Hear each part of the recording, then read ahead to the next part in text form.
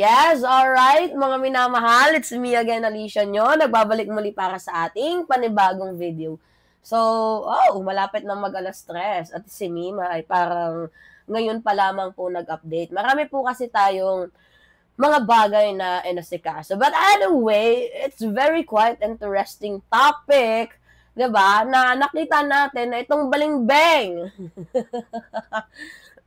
na si Isko Moreno ay kasama si President Bongbong Marcos.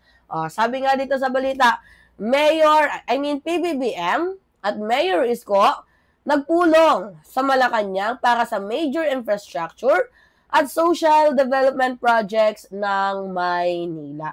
To be honest, mga minamahal, we all know naman na si Isko Moreno ay isang balimbeng. Kahit nga 'di ba si Sara, 'di ba? Panahon ni Digong, sabi ni Isko Moreno dito kay kay Digong, pandemic daw, which is totoo nga naman.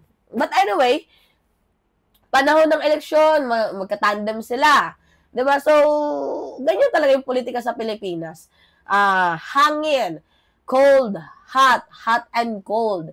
Pero kung maging open-minded lang tayo, maganda naman din kasi yung layunin. Lalo na ito mga minamahal, kasi dito sa balita, so, parang ang gustong mangyari, 'di ba? Kaya nga po nagkaroon ng mainit na pagpupulong sa Malacanang, kaya nagharap si President Bongbong Marcos at itong si Mayor Isko Moreno ay para pag-usapan ang napakalaking proyekto. So, anong proyekto yon? Ang pagbabago ng anyo ng Intramuros Golf Course tungo sa isang Intramuros Forest Park. So, basically, magiging available na siya sa lahat. Mga minamahal, isipin nyo yon. Mula sa isang eksklusibong golf course, nag-iilan lang ang nakikinabang, ngayon gagawin itong malawak na public green park para sa lahat. So, basically, lahat dito ay makikinabang. Wait lang. Sinisipon tayo at inuubo pa. So now, para sa mga pamilya, sa mga bata, sa mga estudyante, sa mga residente mismo ng Maynila na gustong huminga. Diba? Kasi mayroong mga taong mahilig mag-relapse, mahilig ng nature view, diba? So, gagawin po itong sariwang hangin sa gitna ng lungsod na pwede kang magpahinga, pwede kang mag-rest. So, ayun din dito mga minamahal kay Isko pala. Sorry, diba? According dito kay Isko Moreno, napansin nila ng golf course daw sa Intramuros ay underutilized. So, medyo may konting pagkakamali lang dito si dating Mayor Hani Lacuna. Pero Hani Lacuna did the best for Kamaynilaan. Yung niya, hindi siya nagbenta, diba? And beside, nagbibigay siya ng financial assistance dito nga po sa mga estudyante, pabahay, na under construction, na I don't know kung itutuloy pa din, Isko Moreno. Madami din namang nagawa sila kuna, pero mas madami yung pumuna. Natural lang naman yan sa isang public servant. Now, underutilized yung area na yan, yung golf course sa Intramuros. So, kakaunti lang ang merong access. At kadalasan, mga minamahal, ay para lang po yan sa may mga kaya. So, sa may mga, mayaman, diba? Pero sabi, ni Isko Moreno, iskomunista tuloy, alam nyo, yung mga DDS, kupal talaga. Tingnan ninyo, nung magkaaway si Digong tapos si iskomunista tawag nila. Ngayong magkabate, Mayor Isko. Diba parang mga tanga? Anyway, ang gustong mangyari ni Isko Moreno sa panahon ngayon, dapat mas maging productive ito. Mas maging kapaki-pakinabang at mas maraming kababayang Pilipino ang makikinabang sa malawakang green space sa lungsod ng Maynila, which is sinang-ayunan naman ito ng ating presidente. So ngayon, here is the plan. Ang Intramuros Forest Park ay magiging isang open eco-friendly public park na may malawakang trails, bike lanes, at open air areas kung saan pwedeng magpahinga at magbanding ang mga pamilya. So, hindi lang to simpleng beautification, mga minamahal ha. Ito ay isang urban renewal, which is good move. That was the right movement, and I think that is one of your biggest achievement if you will do it so far, right?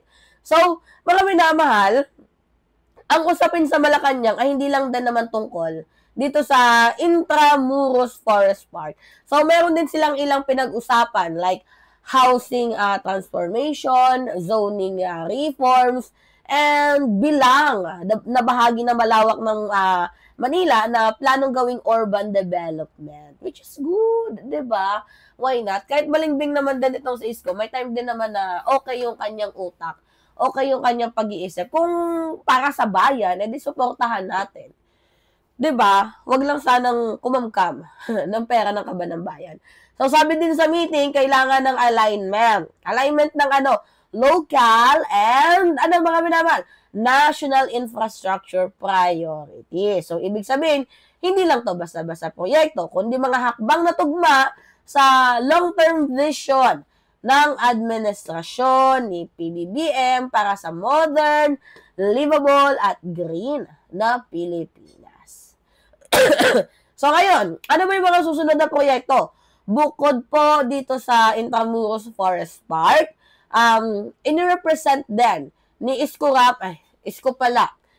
Moreno ang mga proyekto sa ilalim ng 10-year Comprehensive Development Plan ng Maynila. So, kasama na dito mga minamahal yung restoration ng Plaza Calderon, rehabilitation ng Loton Underpass, construction ng pamantasan ng lungsod ng Maynila sa College of Health and Science, at mga in-city housing project tulad ng Benondominium, 2 and 3, Base Community, San Sebastian Residence, Pedro Hill Residence, at San Lazaro Residence. So basically, itong planong ito ay para maibalik ang sigla and tuluyang masolusyonan ng overpopulation, traffic, at kawalan ng open space dyan sa Kamaynilaan. Which kung totoo man yan, edi goods. Proud to you, Isko Moreno. So, mga minamahal, hindi lang din to yung unang beses na nagpakita ng ganitong vision, to be honest. Itong si Isko Moreno. So, noong una niyang termino, kahit papaano, mayroon tayong naalala na panahon ng pandemya, nagpatayo siya ng pabahay tulad ng Condominium at Benondominium. Pati sa, tawag dito, bagong ospital ng Maynila at modernization ng Manila Zoo. Pero napabayaan siya. And yung tumuloy niyan ay si Hani Lacuna. At ayon kay Isko, 'di ba? Kaya niya daw tapusin ang bagong proyekto sa loob lamang po ng termino ni PBBM, which is hindi din naman ako naniniwala. Kasi mayroong pagkasinungaling ng slide itong si Isko Moreno. Kumbaga, minsan proven and tested, minsan disappointment lang ang ating nare-receive na delivered ng resulta. So, ang maganda din dito mga kababayan, kasi naka-align din naman sa vision ng ating presidente yung gustong mangyari ni Dumagoso. So, ang layunin nila ay parehas na maging mas maayos, maaliwalas, at pantay na mga access sa pampublikong pasilidad from green space to affordable housing. So, meaning, makikita natin na ang partnership nila mga minamahal ay para ito sa kapakanan ng lahat, hindi lamang po sa ilan. So, that's why I like President Bongbong Marcos. Kahit malingbing yung kausap niya, as long as good naman yung pinag-uusapan, then why not, diba? So, mga kababayan, ito ay marahil, siguro hindi lang bagong Pilipinas slogan.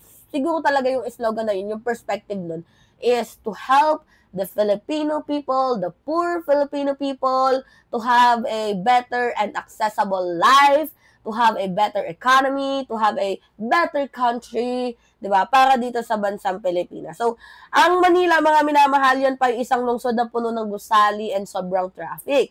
Kung puno ng, di ba? Kung puno ng bahay, di ba? Tapos, puro traffic, edi hindi na maganda. Pero kung lalagyan natin ng mga puno na buhay, di ba? Kalikasan at pag-asa, and I think so, 'Diba, mga minamahal, magiging progressive yung Manila. So sabi nga ni Isko Moreno sa panahon na daw ngayon para ibalik ang tao sa Manila.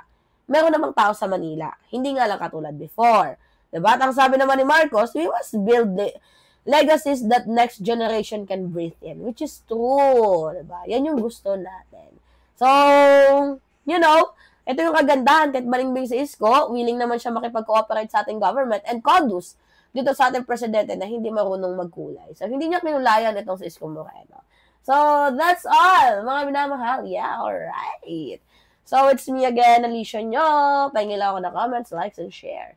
And also, don't forget to click the subscribe, mga minamahal, and always nyo i-hit ang notification bell para lagi kayong na-update sa mga video na ina-upload natin. Maraming salamat at ingat, mga kababayan. And see you po sa November 9 sa Japan. And December, we're going to Hong Kong to have a meet and greet with our avid followers, subscribers, and supporters. Oy, baka naman, chocolate, cherries. Yun lang at ingat, mga kababayan.